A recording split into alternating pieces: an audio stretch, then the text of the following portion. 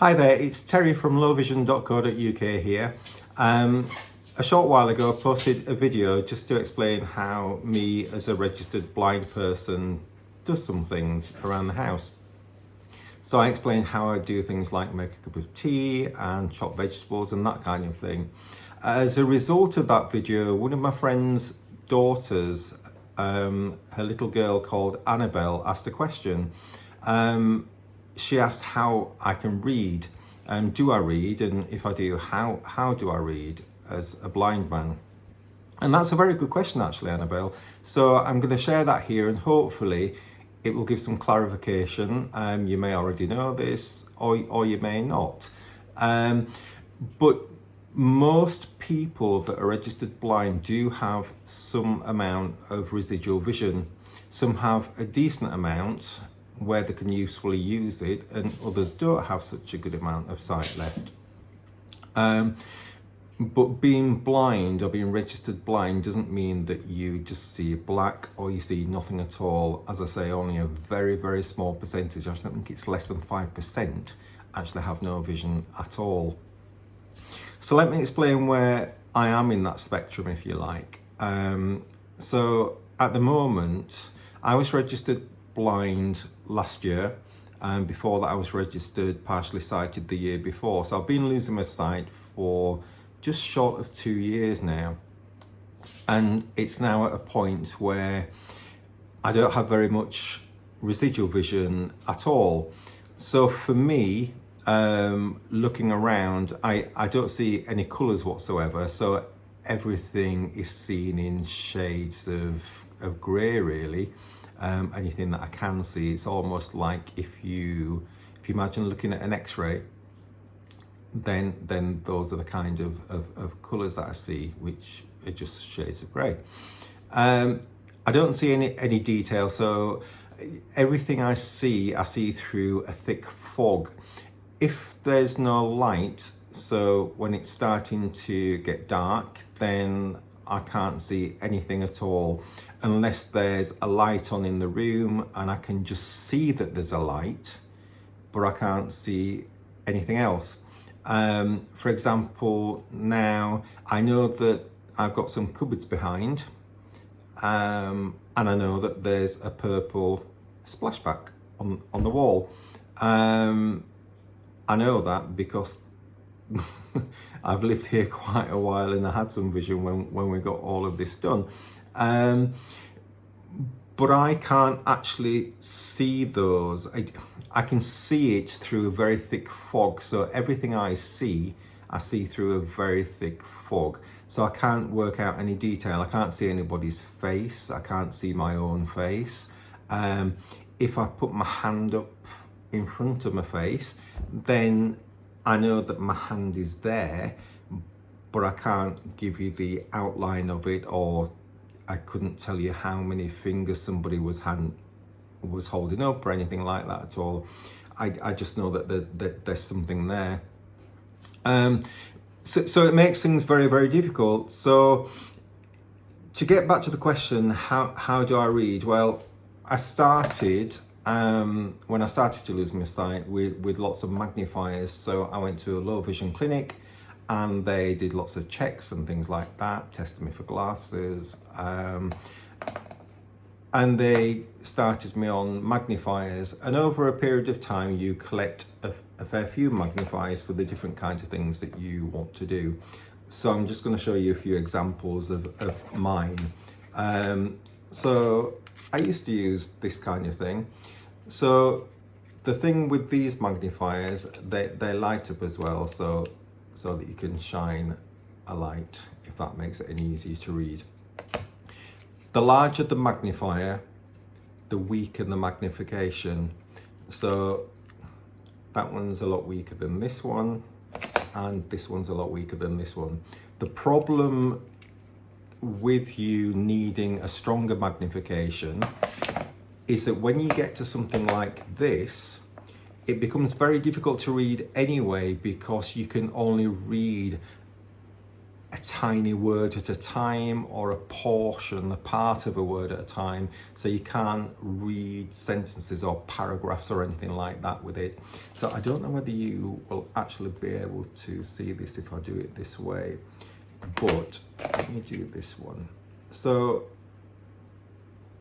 that's the weakest one, if you like. Am I near any words? I don't know.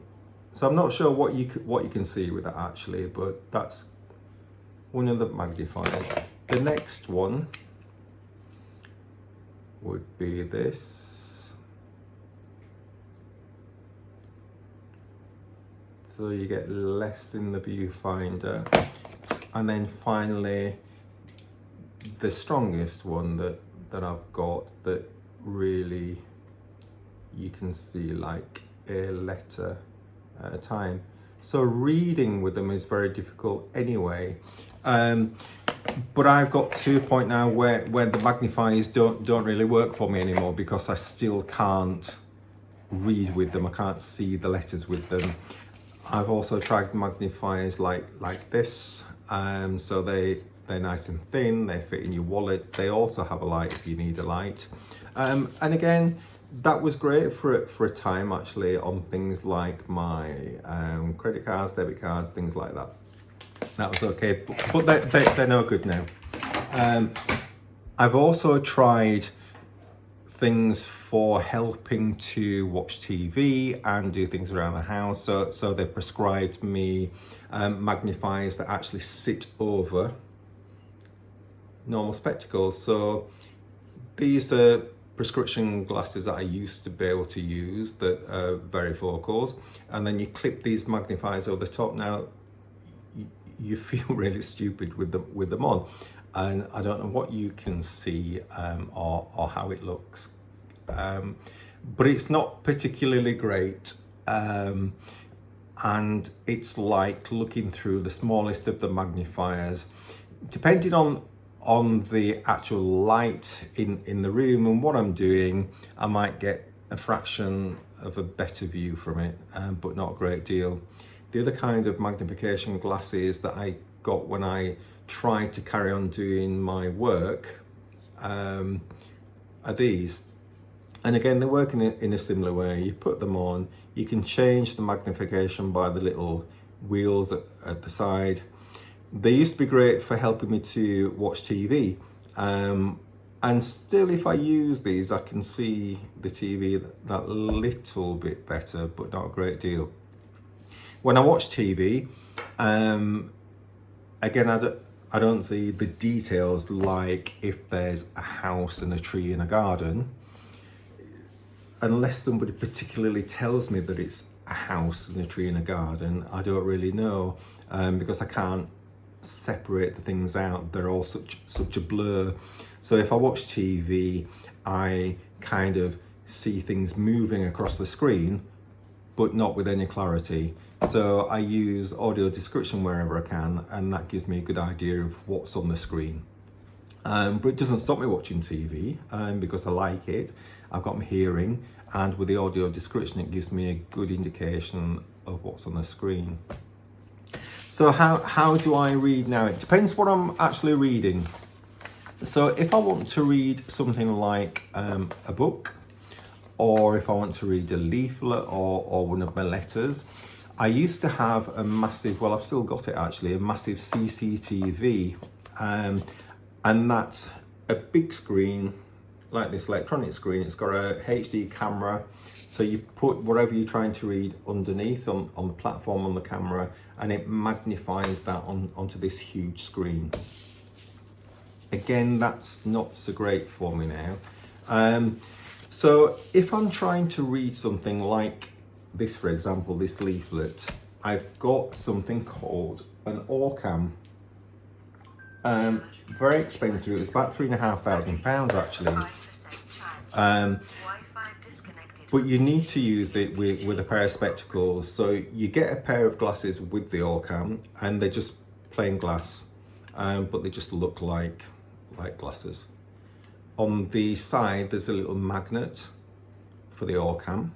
So you pop the glasses on, And then this is the Orcam, so it's on a lanyard so that you don't lose it. Obviously it's a very expensive piece of kit, so you don't want to lose it. So you pop it around your neck. That's it. So it's got a camera at the front, microprocessors inside, and that's where you charge it at the side. Now you clip it on to the side of your glasses. So if I want to read this now, I'll simply look at it, and you can either point to it. The light level is too low, it's telling me now. So we'll try again at a different angle. NHS pension scheme. 2020 pensioners update.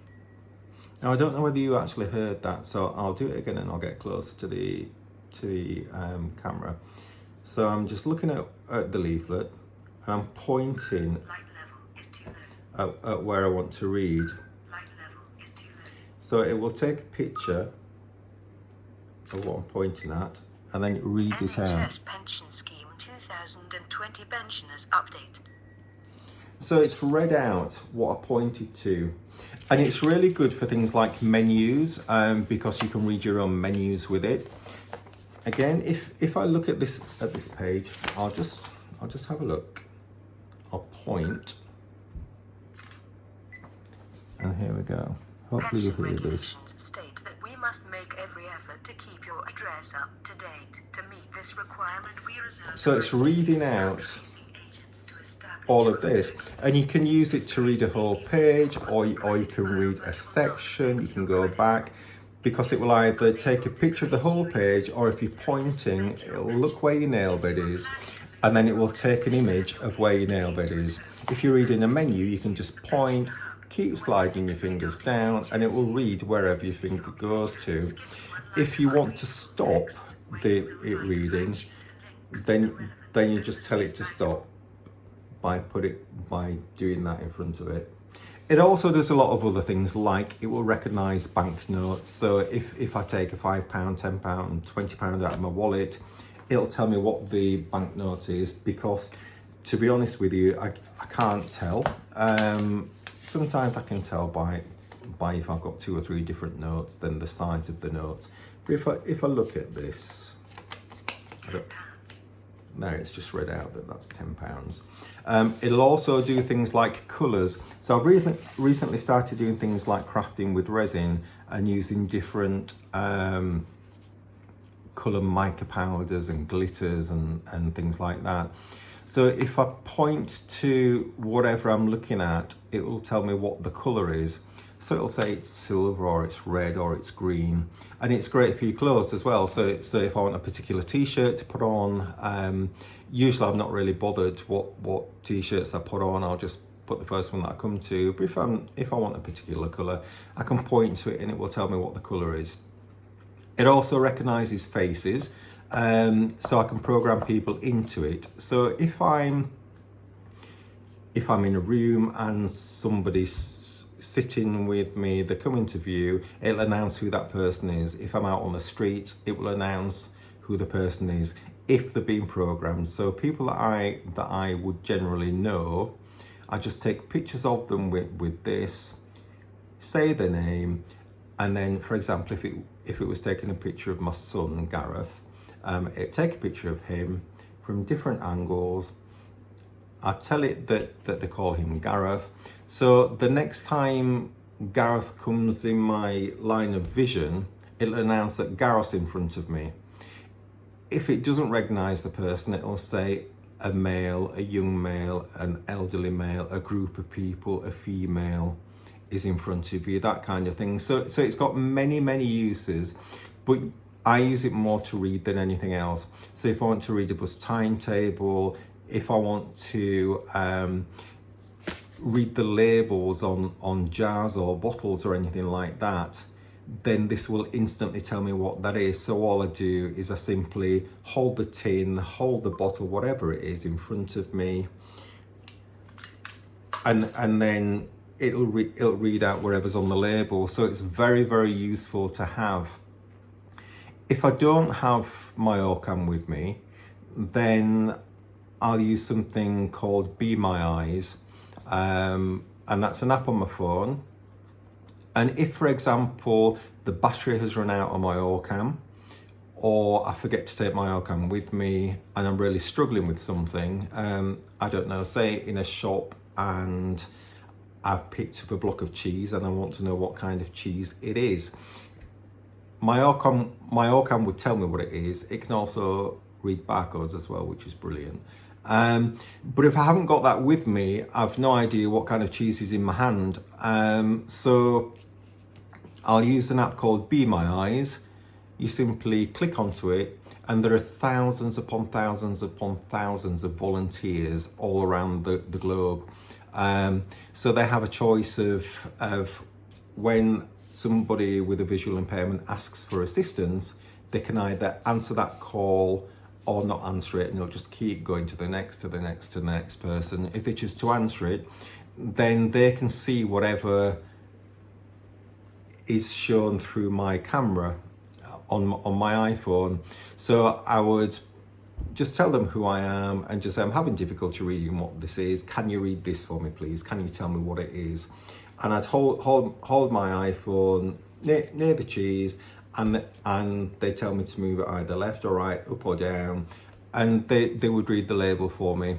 They'll do anything like that, read your letters, read your labels, read road signs, that kind of thing. And they'll also explain to you what your environment is. So if I was in, I don't know, a shopping centre and I wasn't quite sure where I was, I thought Next, for example, was quite close to me, but I wasn't sure which store it was. I simply hold the phone, move it around, and they would say to me things like, okay, there's WH Smith's that right in front of you, next to that is the shop next that you're looking for, there's a staircase, all of that kind of thing. So it's really, really useful. So the Orcam is my main method of reading. I love it, it's great. The battery doesn't last a long time, but I carry a battery pack with me like you would use for your phone charger. So it's really, really handy to have. So that's how I actually read material like leaflets and letters. If I wanted to read a book, I would use the same thing, but I'm misreading an awful lot. I used to read a lot of books, but I simply can't anymore. The Orcam will do it for me, but I'm not that great with audio in terms of listening to things for a long time because my mind starts to wander. So I do misreading more than anything else. I'm trying to get into audiobooks, but I haven't successfully managed to get through more than a chapter or two at the moment. The next video that I'll put up is about how I read things from my iPhone. So I use different things for that, and people ask me how I respond to their Facebook messages, how I post onto Facebook, onto YouTube, all of that kind of thing.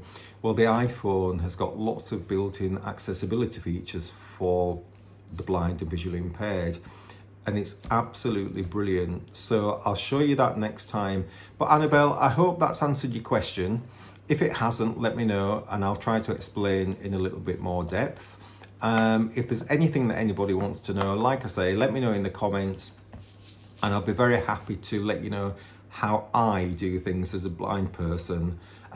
Different people use different methods, and it all depends on their residual vision. It depends on their technical abilities, the technology that they've got, and so many other factors.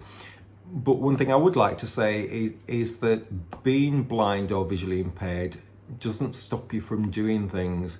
So whatever you want to do, 99% of the time you can still do them, but you just do them differently. And that's what I struggled with when I first lost my sight, because I thought that life wasn't worth living. I wouldn't be able to do anything that I enjoy doing. And I found out that actually that's not the case. I can have a full, enjoyable, lovely life and still achieve the things that I want to do, but just by doing it differently. So don't ever give up. I hope this has been informative for you, and please let people know about my channel. It's important that people without a vision impairment understand what we go through and how we do things. Because I have come across things like I've been on a bus or I've been out in the street, and because they see me with my white cane, I've actually got a guide dog now, so we'll talk about that later as well. But when they saw me with a cane and they saw me with my phone, and they saw me interacting on the phone or reading a book or a leaflet, then they would make a few comments, or they'd think, well, he isn't blind, is he? Well, because he's using his phone. We can do all of those things, we just do it differently. So please, if you see anybody with a white cane or a guide dog, and they're actually doing things that you don't consider the norm, they're using a telephone, for goodness sake, or they're looking at a book or something like that, they're not faking it, they're just using either what residual vision they have, or they're using it in combination with some technology. So just be a little bit kind. And I think most of the comments come because people don't actually know. So that's why it's important that I do videos like this to explain how we do things, why we do things, and then the sighted community can understand all of that. So hopefully, like I say, it's been informative. It'd be great if you wanted to have a look at my blog. If you haven't subscribed to my channel, it'd be fantastic if you could. And if you also click the like button on the video, because that all helps with my channel. And if you click the bell at the side of the subscription box, then that will alert you every time I put a new video up. I've also got a Facebook page for myself and my guide dog, and it's called Guide Dog Team Spencer and Terry. So please have a look on there if you haven't already. And I very much look forward to seeing you soon. Take care. Bye.